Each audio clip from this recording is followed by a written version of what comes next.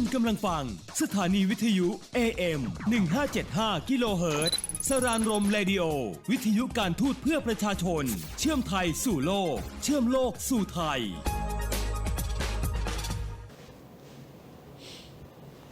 Hello everyone. Welcome to Saran Rom Radio Channel, a gold mine of information about the Ministry of Foreign Affairs, world hot issues and geopolitics. I am Papichaya Lina Pesanan, a third secretary diplomat from the Western European Division, Department of European Affairs. I'm responsible of 9 countries in Southern Europe. Today I'm so honored to be here with Mr. Michael Mann, the ambassador of the Sovereign Military Order of Malta in Thailand, who will bring us to discover more about the Sovereign Military Order of Malta, or officially, the Sovereign Military Hospitaller Order of St. John of Jerusalem, of Rhodes and of Malta. Welcome, Ambassador. Thank you so much for having me here today at the Ministry of Foreign Affairs. Much appreciated and looking forward to this discussion. Yes, okay. So let me start with the first question. Can you tell me about the history of the Sovereign Military Order of Malta? I'm sure that the listeners will be interested to hear about this history. Well, it's a very long history, and it's an auspicious occasion that we're celebrating the 40th anniversary of diplomatic relations between the Order of Malta and the Kingdom of Thailand. So let's go back nearly 1,000 years. Nearly 1,000 years. It's a little bit older than me, and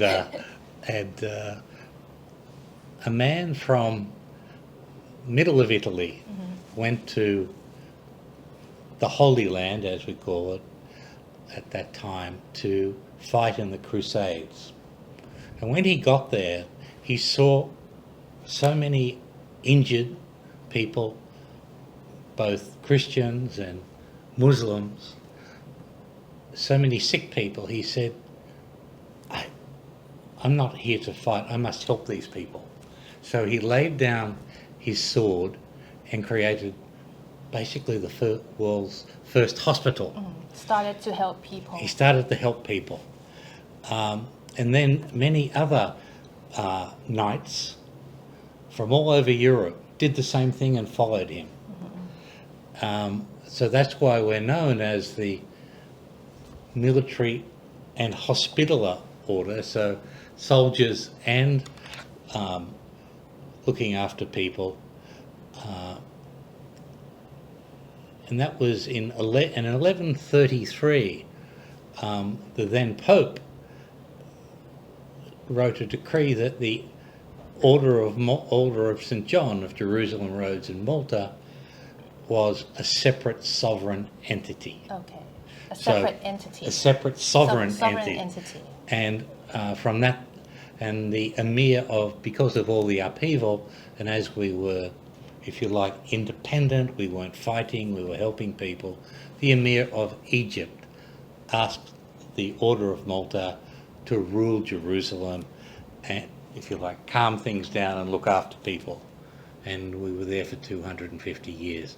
But I could go on for a long time about this, but maybe it's better that people watch this short video so we can to give them more background and probably better than I can. We can see more Yes. from the video. Yes.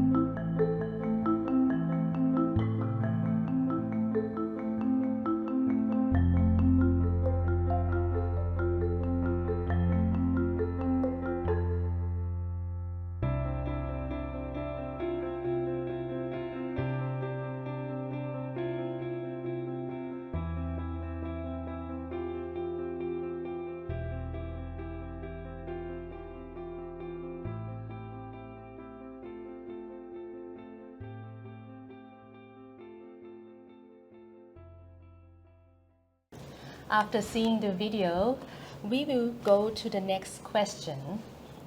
What is the role of the Sovereign Military Order of Malta in the United Nations? Thank you for that question. I think from watching the video, the viewers would have already seen that the Order of Malta is here to help people. And that's what we try to do in the United Nations.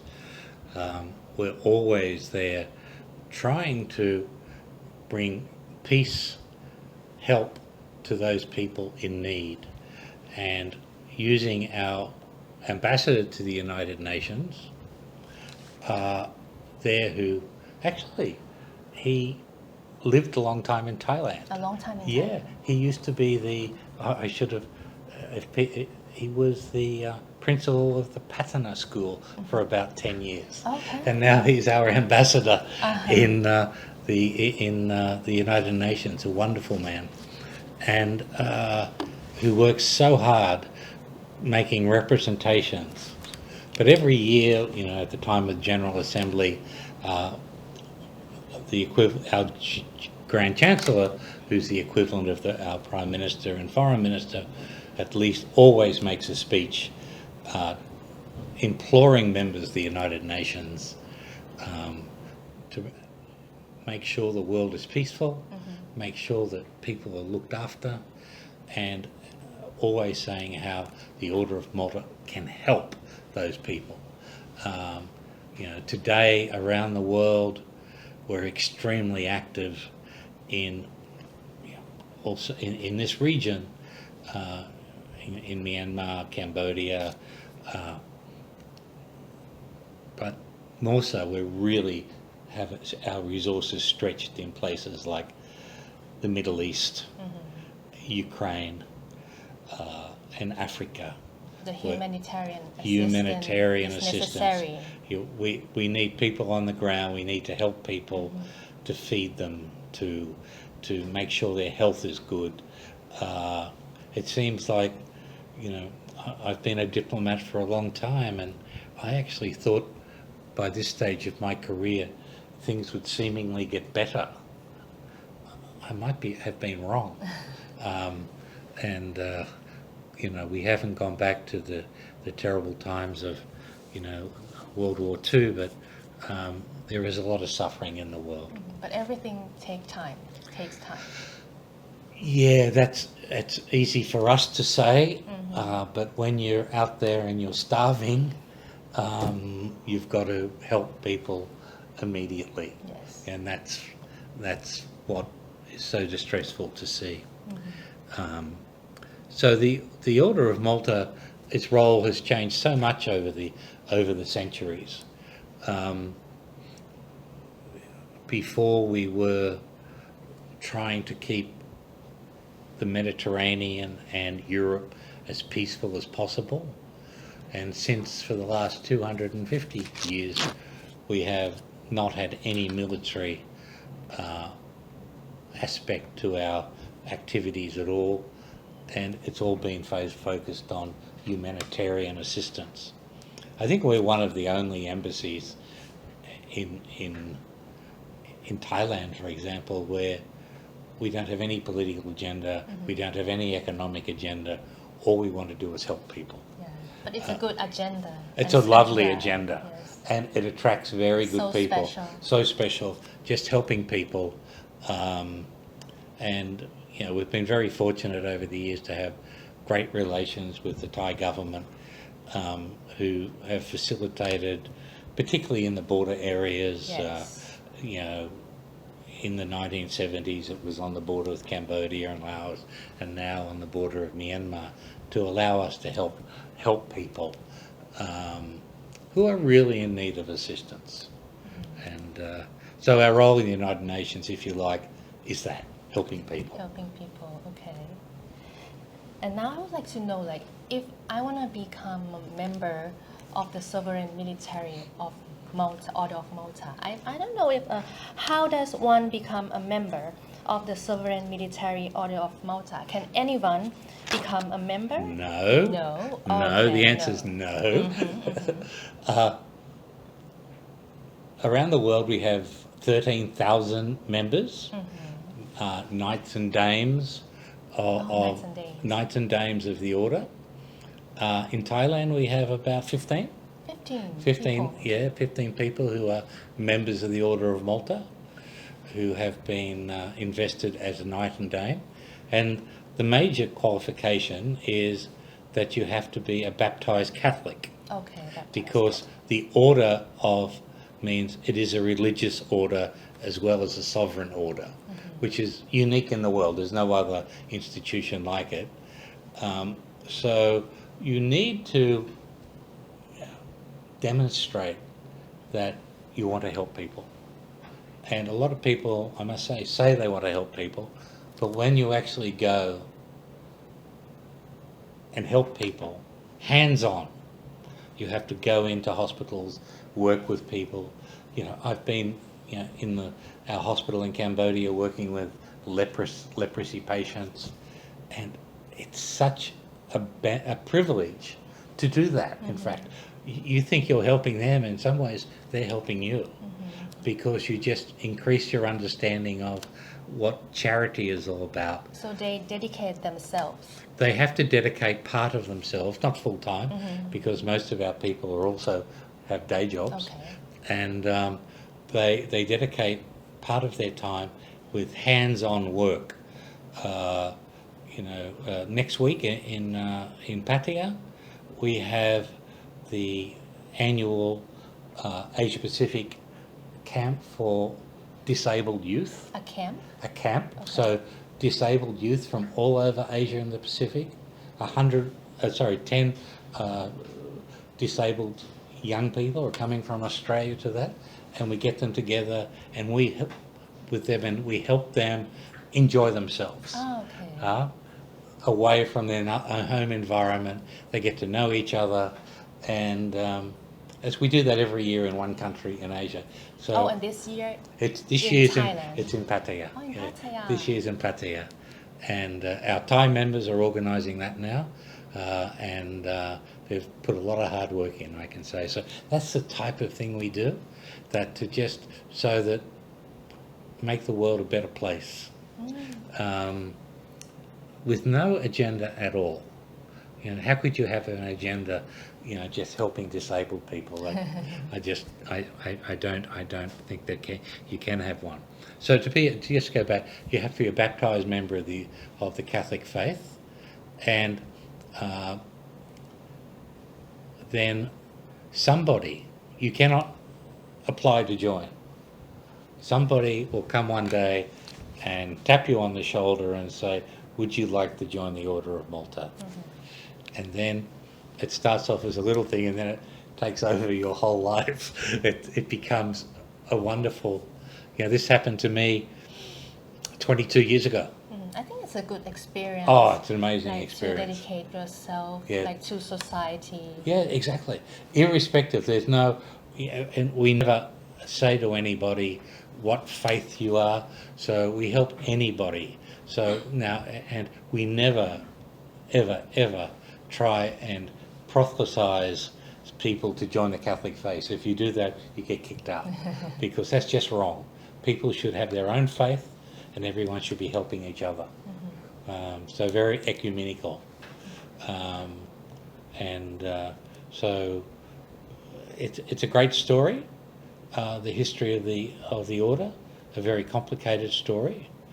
We've just a few years ago elected our 81st leader, who is for the first time not European. He's a Canadian. A Canadian. The first time, who's and his title is Prince and Grand Master, and he has the same rank in the church as a cardinal, and he lives in Rome, where he looks over the government. He controls both the religious side and the government side of the order. Yeah, and I've heard the leader or some leaders in the sovereign military order of Malta starts his name from Fra. Fra, yes. Fra. You must be a Fra to become. That means you are taken the vows of poverty, chastity, and obedience. So if you become a Fra, you're probably quite a holy person. I'm not one of them. Fra. I'm not a Fra. No, a long way off. Okay. And how about what does it mean to be Fra means brother. Oh, Fra. Oh, Yeah. like it's from Frata. Italian. It's like right? it from Italian, from frata means brother. Yeah. Frata or fratello Yeah. means brother. Yes, yeah. Oh, okay. Yeah. It's just the abbreviation, the old, I think, Latin abbreviation for brother, yes. Okay.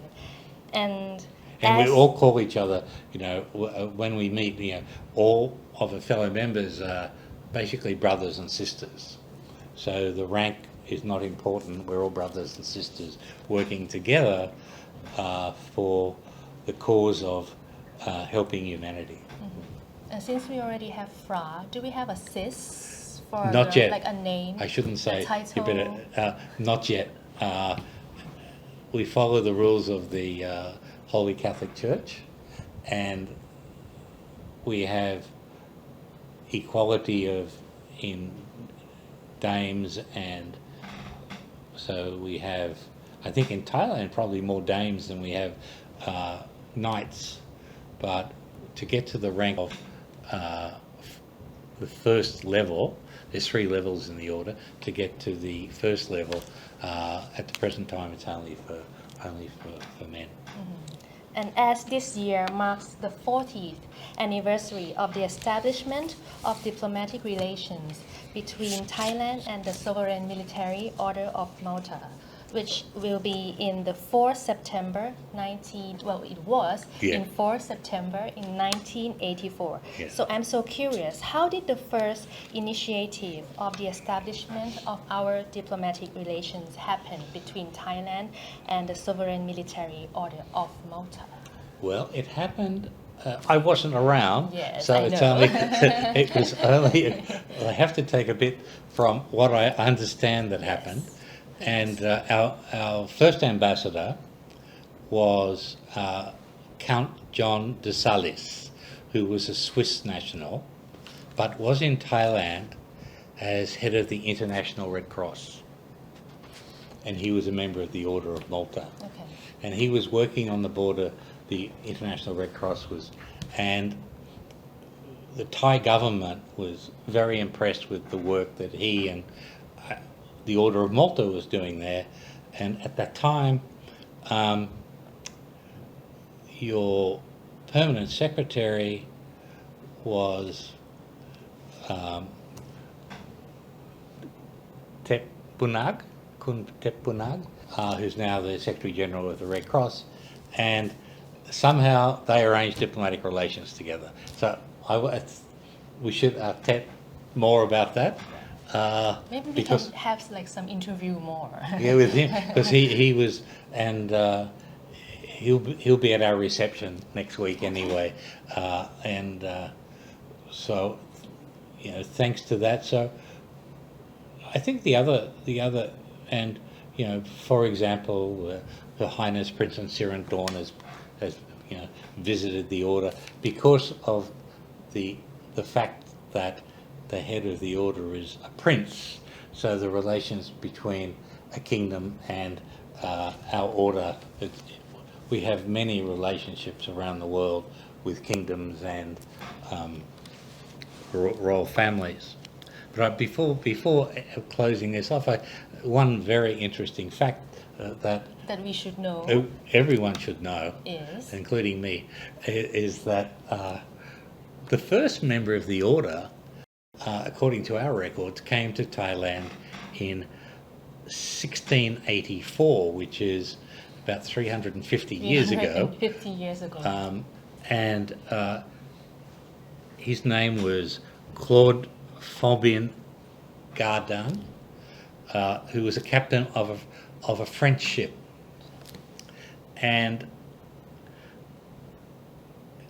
he got into the service of His Majesty King Narai, and King Narai seemed to have liked him and named him Grand Admiral. Grand Admiral. And also, according to our records, Governor of Bangkok. At that time. At that time, and got the title of Prasak Songkram. ออกพระศักดิ์สงคราม So that was his title given to him by the king. So even though our diplomatic relations only go back 40 years, our relationship go back 350 years. And I'm sure many other members of the order in the interim time have visited Thailand, and maybe we have to get someone to write a book about it Yes. in Thai. Wow, that's so interesting. Yeah. And you can count on me at that time. Thank you. So thank you, Mr. Ambassador, for today's history. We know more. We know a lot about Sovereign Military Order of Malta. So thank you for you listeners and subscribers today too. And if you want to follow us, you can go and check it out in the channel of Saran Rom Radio channel in YouTube, and also MFA Thailand, and also in the radio path AM 1575. So thank you very much for watching us, and see you again next time, next opportunity. Thank you. Thank you so much. Yes.